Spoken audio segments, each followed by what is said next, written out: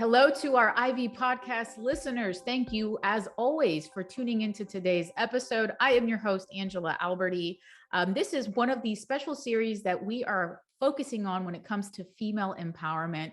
And that's exactly what we're going to be talking through with somebody that I've had the great pleasure to work alongside with, someone that has been a mentor to me, a personal friend to me. So I'm very excited about this episode and can't wait for you guys to listen into all the fantastic things that we plan to talk about. Ronnie, as we kick off, can you give us a little bit of an intro on yourself, please? Yes, thank you, Angela. And likewise, thank you for inviting me to participate in this. You've always been such a powerful leader of your teams and such a dynamic speaker and a powerful woman in the industry. So thanks for including me in this series. My name is Ronnie Kihlstadius, and I'm the Senior Vice President of Marketing for WorkLLama. Would you like me to give you a little more background? Well, no, that's perfect. But, as we hop into a little bit more of the background, can you walk us through, I laugh at this. And by the way, thank you for all the wonderful things you just mentioned, but I do laugh at this because I'm always fascinated to hear how people landed in this industry, right? No one really goes to school to be in a workforce ecosystem expert. How can you walk us through the timeline of what's led you up as SVP at WorkLLama? Sure. So actually, I went to graduate school to get an MBA and focus in marketing. And the opportunity came to work at one of the global MSP companies as an intern. So that was just one of those great opportunities that presented itself. And I took the role. And then it turned out that my skill set matched a lot of the things that the companies in this industry need, which is writing skills. So I had a lot of opportunities to work as an RFP writer, as a comms director. So I just stayed in the industry because it's one of those areas where once you learn the ins and outs of the staffing industry, it's hard to get out. Like you really find that there are a million different nuances and niches that you can go into to expand your career. And so that's where it all started in the MSP world, writing RFPs, and then slowly moved into more of event management. And that's where I got to meet all of the different companies and all the different players and the different people and start to build my own network. As we have said before, how important a network is in this industry, started meeting everybody and seeing just how rich this ecosystem really is. Yeah. And just kind of moved from a different service industry to another, worked for a couple of EOR companies. My most recent one was People 2.0, where I met you. Yes, and then leading global teams. And so then after that, moved to just 6 months ago, moved to WorkLLama to help launch their business and get them growing, specifically in the direct sourcing area where they are doing so well. So it's an exciting time. That is super exciting. And I just love hearing how you started off early part of your career writing RFPs. I mean, talk about technical, complex writing. I mean, and you are right. There is such a level of vastness, and it's such a niche area that if you know this and you can write that and apply it to copy, gosh, I mean, that's talk about a wonderful outlet. But it is pretty cool to hear about the transition of your career. I personally didn't know that you started off doing RFP. So kudos on your growth and how that's progressed. Now let's get into WorkLLama, because you are right. This is a buzzing company. They've done a lot and made significant strides, and dare I say, pioneered what is the direct sourcing space. I'd love to hear about your new position here, because it's 6 months into it, and how this company is perhaps aligning with some of your own values. Absolutely. So I came into the industry right around the first, one of the big recessions, so at the time when there were a lot of cutbacks and contingent workforce was really taking off, it was a way for companies to change some of their fixed costs into variable costs and to just pivot from the economic turmoil that was going on at the time. And so I was writing lots of RFPs and learning about the industry. And I could see the changes and the changes in the dynamics between workers and employers. And also seeing at that time the shift of the earlier generations coming up with a different set of values of what they wanted from employers. Completely different. And it kind of rocked the industry to see that there are people who wanted to work in the gig economy and they wanted more flexibility, and they just completely changed the culture of work. And I like that. I actually like that because it puts the burden on companies to shift their relationship with the workers and to get that talent that they really want. Mhm. And the reason that aligns with WorkLLama and aligns with my values is because as a marketer, I like seeing the opportunity for companies to start marketing to talent because now they have to, right? Yeah. Now it's not a like a nice to have; it's a have to have. Um, the workers have really changed the power dynamic, and they have changed what they want out of a relationship with their employers. So companies have to come to the table with a really well thought out and strategic employer value proposition. They have to know who Absolutely. they are. They can't just offer a paycheck. They have to show how they're adding value to their workers, how they're adding value to the communities, what their core values are, and how they're living out those core values every day. Wow. And WorkLLama is one of those talent marketing platforms that allows companies to do that, to reach out directly to workers in the communication channel that they most prefer, and to help engage them and to show that we're the employer of choice because of these reasons. So I think it kind of again, it aligns with my values because I think that it's important for employers to come to the table with a great value proposition, and for employees to be able to have that. So Yeah. I think it's time, and it's that balance. And selfishly, as a marketer, um, I enjoy the fact that it's the best practices of marketing that are now at the center of the conversation for what companies have to do today. It's best practices of messaging, of knowing your target audience, SEO, and artificial intelligence, however you're going to work that into the equation. All of those things are best practices of marketing now applied to talent.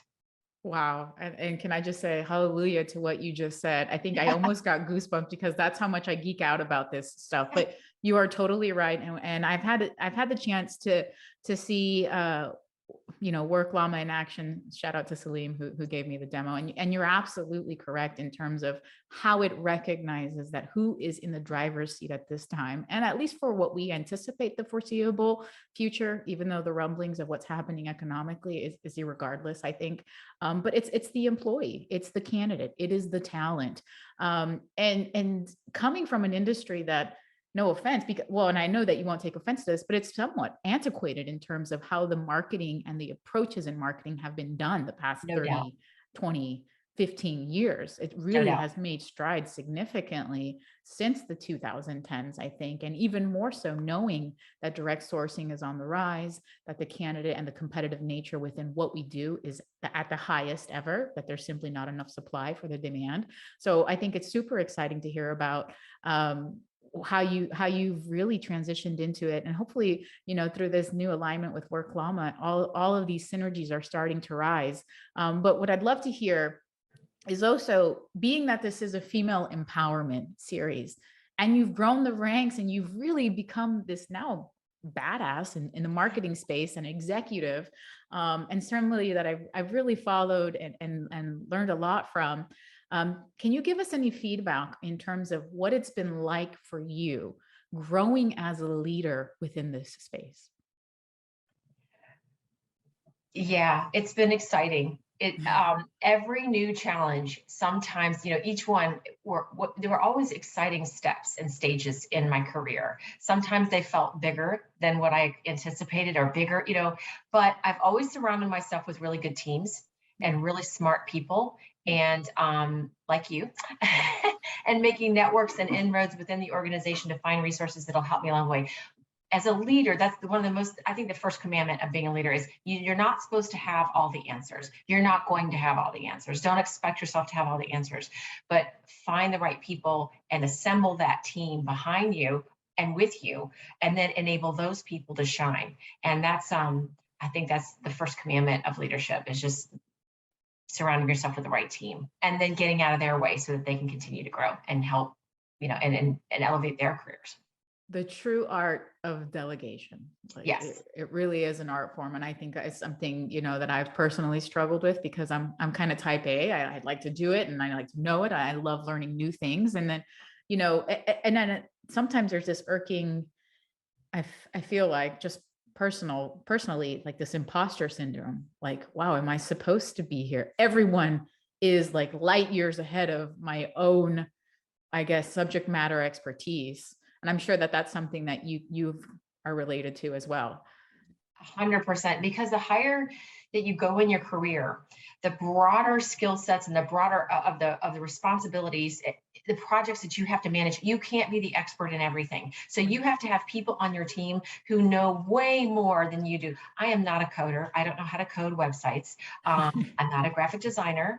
Not even the best writer. I love to write, but I'm not the best writer. So I have to be able to sit back and with my own confidence, without getting my ego in the way, allow someone else to be this on my team to be the subject matter expert, and allow leadership and other people in the organization to come to that person and let that person shine, and not let it affect my ego or my self-confidence at all. It reflects positively on me. I know when I have a strong team that shines, and trying to put out their light does nothing for me or my team. So I try to give recognition where recognition is due in all my meetings. If we've been working on a project for a really long time and someone has been a real star or an MVP, I try to call it out whenever I can, so that they're getting the kudos that they deserve, so that they feel recognized and appreciated for their skill sets. Yeah, it truly can be somewhat invaluable to the recipient of that kudos. It means a lot to them, and I know that from my own personal experience. When it comes to balancing it all, I mean, you've been the executive, you have a running household, you are a mother. No, and no one knows how to answer this question perfectly, by the way, because I think we're all trying to figure out what it is that we're doing and how to do it. But is there anything that's helped you in terms of balancing, organizing mom life, professional life? Where do you draw the line? Any feedback on that regard? Oh, wow. Yeah, that's a tough one. Because it's nearly impossible, right, to answer correctly. It is. And I think that especially when my kids were coming up and I was going to graduate school at night, and I would leave a lasagna in the oven and say, okay, guys, I'll be back in 2 hours. Don't kill each other. And they were old enough to do that and then come back. But I think that my mom did the same thing for me. I was in 8th grade when she graduated college, and I went to my mom's college graduation. Wow. So when my life changed dramatically and I had to think about, what am I going to do? There was no question. There was no waiting. There was no pause. It was, I'm going back to school. I'm going to do what my mom did. I'm going to invest in myself, and I'm going to get the knowledge that I need to continue to move forward. And I did it. And I remember it was like deja vu, except I was the mom this time with my books out on the table while my kids were watching TV, and, running off to class and studying for a test while they were studying for tests, frankly. So, but that was the example my mom set for me, and I'll never forget it. And I told her that one day that, I don't think I would have gotten through the time that I got through had you not set that example. Wow. So I'm hoping now, my daughter, who is now 29, is a year out of her master's degree. So and I said, okay, honey, you can go for that PhD if you want to. You can go ahead and do it. So I feel like it gives your kids the permission to fly if you're doing it. So I don't think you should ever apologize for having goals and reaching them. You're setting a great example for your kids. They should scare the hell out of you, those goals. I think that's healthy. And my takeaway from that is 2 things. Take time to invest in yourself. I think sometimes we don't do that enough, and we try to juggle everything and don't realize we need to sit back and for you, your investment was going back to school and challenging yourself, but also leading by example, what you've absorbed from your mother and hopefully the lessons that your daughter takes from you. Talk about a generational impact, and things like that really excite me. So that's amazing. Now let's take it a step further. And we're talking about the future of work. I think this is somewhat, I always say this, it's philosophical, the way that you approach it. Some people think it's highly technical and driven by technology. Other people think it's a little bit more, I guess, ambiguous than that and really candidate driven. What is your take on this very overused and perhaps loaded question on what the future of work means to you? What is the future of work? I think that, like I said before, the balance is shifting between employer and the employee relationship. I think that's being driven by the younger generations who are becoming the majority of the workforce, the culture shift. Yeah. And when I got into this industry, the idea of gig or contingent work was kind of new. Yeah. Remote work was not even a thing. Unheard of. So we keep seeing a shift towards a balance, towards being a work-life balance that's important, and wanting more fulfillment from your career, and wanting more to be aligned with an employer whose values align with yours. So that's what I think where the future of work is going. For me, I see that's that cultural shift. And it's always going to be enabled by technology and different services, and the players may change, but I think that shift we have to look towards those younger generations to see what their values are, and that's what's going to drive it. Oh, 100%. I mean, this is a vastly different generation. It's a generation that grew up on the internet, and that alone, I mean, let me tell you, it is such an impact in the psyche of what is this generational impact that we can expect. But let's drill down. As somebody that is a mother who has raised these children, and we can now expect that the average age of the worker is going to be like 36, 37 years old, a very young workforce out there.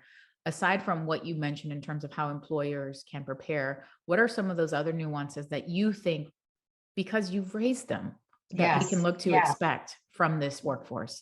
And I always cringe when I hear the criticisms of that younger generation, right? Because there are so many great points things that they bring to the table. They're emotionally intelligent, they're creative, they're sensitive, and people they project the same old values onto this generation, and it's incumbent on us to shift with them. So I'll tell you the story of my daughter, of her first experience with her first job in corporate America. So when she was 16 and she had her first job, it was back during the beginning, in the middle of that recession. And she loved going to her job. She worked at a company. It was like a little breakfast place, a bread bakery kind of thing. And she loved it. She loved going to work. She loved meeting the customers. She loved serving the food. She loved everything about it. Well, she showed up at work one day and the doors were locked. The company had shut down. She had been riffed, right? She had been laid off because of, at 16, that was her first experience. And within 6 months, I had gotten laid off, and her father had also gotten laid off. And so that first experience of what does it mean to have a job and to have a relationship with an employer, that informed her impression of what it means to be a worker in today's workforce. And I think that for many in her generation, they saw their parents go through that experience during the recession, and they saw that relationships with companies aren't always going to be long-term. So you need to protect yourself a little bit, and you need to be a little bit guarded. So with that, I think that's a fair assessment on their part. They've seen layoffs. They've seen their parents be laid off. So I think that they are going to be a little bit more guarded. However, that's where employers could take that opportunity to market to workers and say, we're the employer of choice because of this, and this is how we're going to help nurture your career. And these are the skills that you're going to gain here. And this is what our corporate social responsibility policy looks like. And these, all of those other values that they can connect with, because they know that it may be a short-term relationship with any company. Yeah. And just to take a second and pause on corporate social responsibility, I think that 5 years ago was not even a thing, right? Right. Yeah. Well, I mean, it's pretty incredible to hear about, your daughter's first experience in what is the working world. And you're right. I mean, this is certainly a generation that has seen that. But what do you say to the critics that are out there? I've heard a lot of, I guess, more, and I hate to say it, but more negative when it comes to millennials and Gen Zers on the fact that they're trophy kids, and that, they expect a lot of attention. They expect a lot of feedback. How do you respond to that? I welcome it. I welcome all of it. I think that for the multiple generations to work together, um, we have to be willing to accommodate and to learn from them. You can learn from anybody. You can learn Yeah. from anybody. I mean, I've learned so many things from the people who are younger than me, who Yeah. have been introduced to new technologies or introduced to new concepts and had different types of books and things that they read and things that they were into that have taught me, frankly, about marketing, especially in a marketing world. The youngest generation that are teaching me about TikTok and why that's important, it would probably go right past me if I wasn't listening to that younger generation about Yeah. social media. Yeah. Um, TikTok has way past LinkedIn in terms of numbers of users and its power and its influence. And it would be very easy to dismiss. And I think a lot of people in my generation dismiss TikTok. And that I think is a missed opportunity. So when you go on to that app and you start to see how really substantive the content is, like, okay, yes, there are dances, there are funny, silly things and There funny are. jokes, and there are gags and there are trends and funny things, but there are also really great leaders. Simon Fantastic. Sinek and some other former head of HR for LinkedIn, great content. And this is where these guys are, the younger generation are very savvy. They're teaching each other how to negotiate for pay raises, how to negotiate for jobs, how to manage a toxic boss. They are learning through this medium, and that knowledge has to be met by employers. You have to know that they are now comparing notes on salaries, where Yeah. it used to be prohibited. You know, they couldn't compare notes on how to negotiate for a raise. So Truly a generation that is mastering the art of a personal brand, right? I think one of the boogeymans is not, okay, are we going to appeal more than this other company? Are we going to appeal more than the influencer that is very comfortably making 90 grand a year, sitting from home, posting TikTok videos on their favorite recipes? That is truly a dynamic that I think is something to be aware of. And how do you target a generation that has mastered that more so than any of the other generations that have preceded them? and we have to. We have If we to. want to continue to advance, we want to continue to innovate, we have to look towards them to say, okay, what are they doing? Let Yeah. me in. Yeah, Let me in. absolutely. Absolutely. Absolutely. Ronnie, I love sitting down and speaking with you. And you know, as we're wrapping up today's podcast, I'd love to hear, you know, and this is a common theme that I've figured out, and just sitting with amazing and dynamic leaders such as yourself. But there's always this necessity to constantly learn and open your horizons and open conceptually what you think can question what the quota is. But with that, what are some of the things that you're staying up to date on that really has helped develop the content diet that you consume? Because we have to be very careful with content and what we do consume, knowing that in a few seconds we can dive deep into a black hole, right? So what are some of the content diet areas or resources that you leverage all the time? Right. So from an industry perspective, in the staffing industry, there are always great newsletters and analysts that are putting out content all the time. And that's just like religious. Just have to continue to read those and stay abreast of those.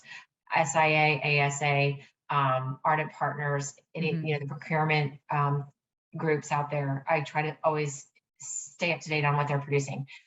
From a marketing content, I usually follow some of the biggest marketing technologies to make sure to see, you know, how are they using their own tools to market to me, a marketer? Yeah. How do marketers market to marketers? Wow. And then on some of the, like, where is the greatest innovation coming from? I I stay on TikTok. I Mhm. stay on TikTok. And I in fact, one of the best performing blogs that I've done that talked about what does job security look like came from an idea that I saw on TikTok. Like I Wow. said, it was Steve Cadigan who was promoting his book, Workquake. And he talked about how um, how job security today does not mean staying in a job for 30 years. It Mhm. means moving periodically so that you broaden your network, you broaden your skill set, you broaden your experiences. So job security, because you've had multiple experiences and a variety of skill sets that you've developed, you are now more marketable. And Wow. that gives you job security. And when he defined that, I thought, oh, that's got to be a blog. We've got to take that and put that into the channel of communication that most of us are used to digesting, and put that out there. Great performing blog. But that's, again, it's through the platform that was introduced to me by my millennial kid. But it was very inspirational. So that's just an example of how I try to stay on. I feel like I'm behind on the times because I've recently, I think within the last 90 days, have gone into TikTok, and it is very powerful tool. I've made it a mission to myself to at least produce one form of content this year in TikTok. So I am with you. I think it's super powerful. And I love how you've morphed into one of the best performing blogs based on what you've assessed in TikTok on skills-based hiring. And it's super relevant in today's time, and talk about making yourself competitive out there and a true asset to an organization to be able to have that breadth of skills under your tenure. It's fascinating to hear that. And I think as a takeaway for any of the listeners that are tuning into today's show, I mean, Ronnie, you provide a plethora of knowledge. So thank you for that. But guys, get into TikTok. Let's see what's truly happening down there. If you're not. So what do you think is some of the ways that the audience can get in touch with you? Can we find you? Can we reach out to you? Can we contact you? 100%.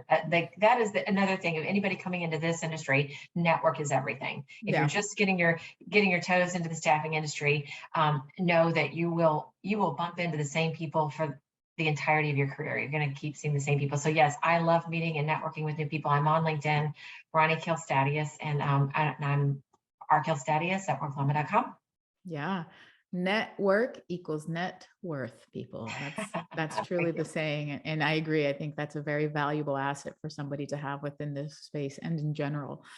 So Ronnie, thank you so much for spending a few moments of your time. Gosh, I feel like we just scratched the surface, and we can really go in. Maybe we slate for a chapter 2 sometime. Truly amazing to have you on our show as a personal friend as well. Thank you so much for spending a few moments of your time. Time is truly the most valuable gift that we can give one another. So thank you to our audience as well. Thank you. It was a pleasure. Awesome. All right, guys, we'll see you on the next episode of the Ivy Podcast.